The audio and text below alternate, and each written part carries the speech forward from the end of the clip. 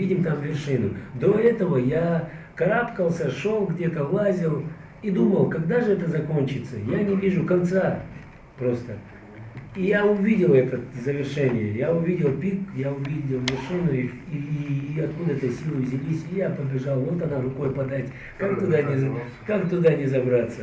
Цель восхождения с результатом Магомед Зейтов установил на вершине мира флаг родной Ингушетии, тем самым сделав подарок республике в честь ее 25-летия. Да и себе свой 32-й день рождения альпинист отметил на Эвересте. Ура! Поздравляю, Магомед!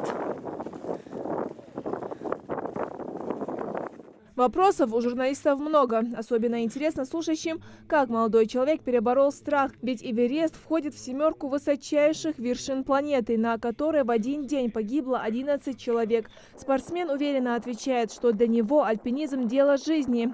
Эмоции, которые переполняют в момент достижения финиша, передать обывателю сложно. Эта эйфория после победы над собой и природой на каждом сказывается по-своему, делится Зейтов. Человек уже обычно бывает не тот, что поднимался, что штурмовал вершину при спуске.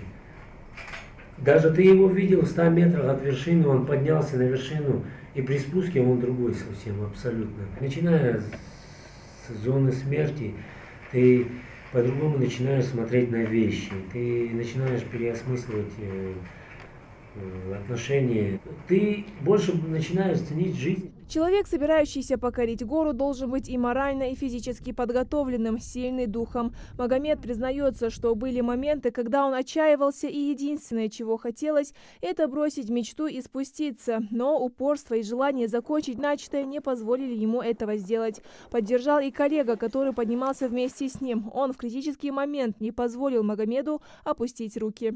Были моменты, когда он справлялся с моим характером, что ли. И, например, был момент, когда я при спуске хотел переночевать на 8300. И он не мог меня вытащить оттуда. Мы дошли до того, что могли бы подраться, да, но сил-то нету драться. Бля, я думаю, что мне с ним делать-то? Как мне... Да, а Семенок-то не осталось. И я лежал в этой палатке наполовину, да, на мне обувь, у меня нету сил ее снять, у меня нету сил снять кошки альпинистские с ног. И чтобы не дырявить эту палатку, я оставил ноги там и сам лег там, отдыхаю, лежу себе. И и постепенно я вижу, что палатка становится все меньше и меньше. Он ее разбирает снаружи, чтобы я вышел из нее. Он разобрал палатку, я лежал внутри, чтобы я там не ночевал.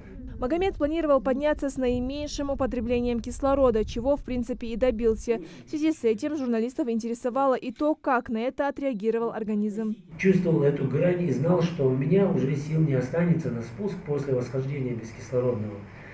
И, соответственно, пришлось применить кислород.